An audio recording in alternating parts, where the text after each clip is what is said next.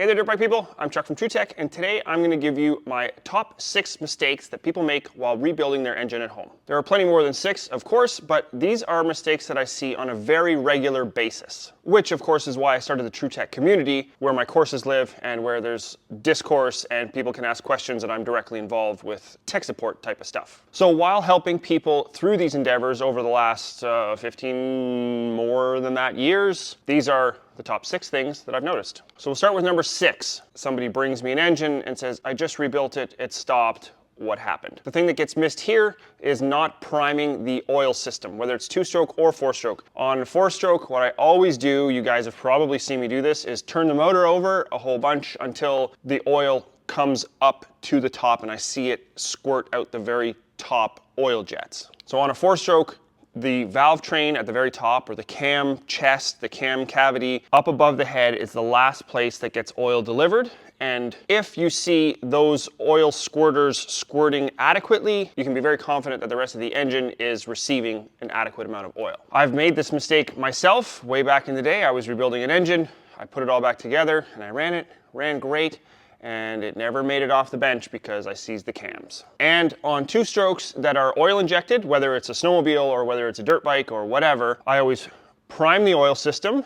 You want to make sure that there are no large bubbles in the oil system. And then I also time them, like with TPIs and TBIs, that little oil bubble, if it's got stock mapping, should move every 8 to 10 seconds. You should see the little tick. If it's got a TSP map, usually it's every 6 to 8 seconds at idle. And if it's a 2020 or an early 2021, the stock mapping goes lean, especially in the cold. So if I'm doing one of those engines, I strongly urge the customer to either update the stock map to the newest or 2022 and latest map, or preferably put a TSP map in.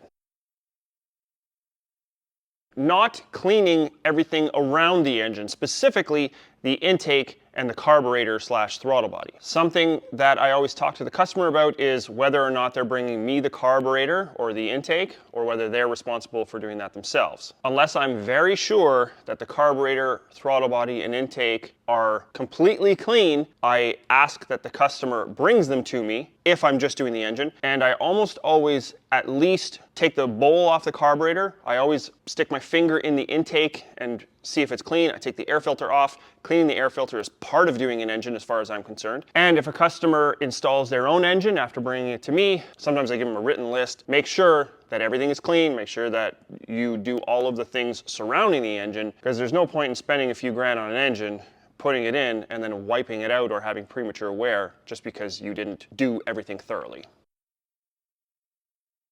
Not measuring enough. Many times I have encountered someone who has rebuilt their own engine and it seizes either the rings or the piston itself. And I just recently had a Vertex piston that was 2 thou too big. If we would not have measured, that engine would have seized. We sent the piston back. We got a replacement from another manufacturer. We put it together yesterday and it's running just fine. Jake already test rode it and everything is running great. Now, I don't know exactly what the factor is, but I've talked to several other engine builders and we all seem to be noticing that after COVID, ring end gaps are wonky. They're all over the map. I don't know why, but sometimes they're too small, sometimes they're too big. I always have checked them anyway. I have found a few over the years, but in the last 5 years or 6 or so since COVID, it seems it's about 50-50 whether they have to be ground or not. And sometimes I can't use the rings because the gap is too big. Measuring the critical clearances inside the engine is absolutely part of doing an engine rebuild properly.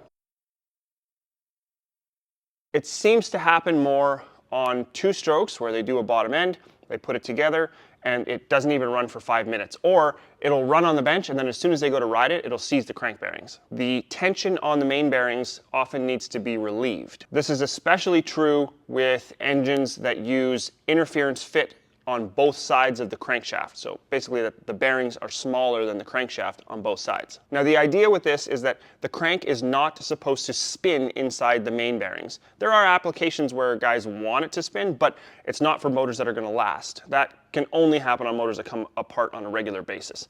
So when you're heavy on the throttle and the engine goes up and down quickly in RPM, the crank can spin inside of the bearing if there's nothing holding it. So there's 2 ways to hold it.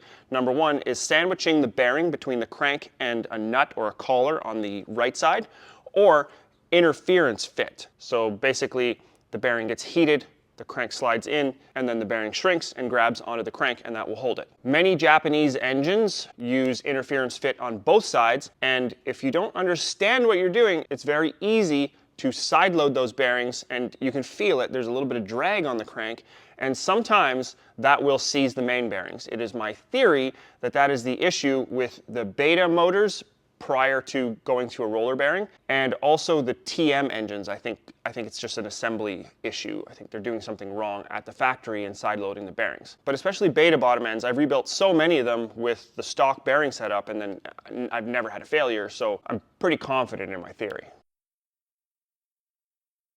Hey, can you quote me on an engine rebuild? Well, I can give you a rough idea if things go the way that they're expected. But very, very often they don't go as expected. And sometimes it's not a big deal. But what I really hate to see is you order all the parts to do an engine rebuild, and then there's like damage to the cases or something, or on a 4-stroke, maybe the head has wiped the cam journals out of it or something. And the cost of replacing those components drives the price range past what the bike is worth, but you've already invested in all these parts. Also, something that I learned early on, before I started my apprenticeship, I'd start taking something apart and then I'd find an issue and I'd immediately call the supplier or the dealership or whatever and be like, hey, I need this part, and then, okay, they'd order the part. And then I'd continue working, and then I'd find something.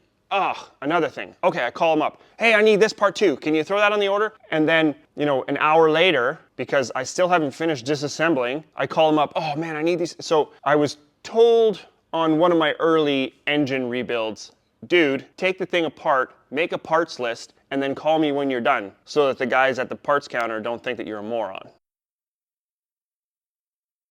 Not disassembling far enough. I see this all the time. The one that drives me the most nuts is when somebody needs to change like a transmission bearing or something, or a transmission gear. They take the top end off, they take the clutch side off, and they leave the stator and the flywheel and stuff on, and they just take the case off and hope that they can change those components and then put the case back on. This is a recipe for disaster. Basically, this happens because people are not really confident in what they're doing, and they think that if they don't take things apart all the way, it's going to be less steps and they will have an easier time putting it back together because there's less components. If you're tempted to do that, you might want to consider bringing your engine to a professional. Do not do that. If you need help rebuilding your engine or your suspension or with whatever you're doing on your bike, consider checking out the TrueTech community. It's $7 a month. I'll put a link in the description. I'm actively involved in there. As I said, I love to do tech support. If I could just sit and do tech support all day, I would consider closing my shop. However, since I can't do that, the TrueTech community is a practical way that I can interact with people directly and help people solve their dirt bike problems, which is always my goal. Thanks a lot for watching.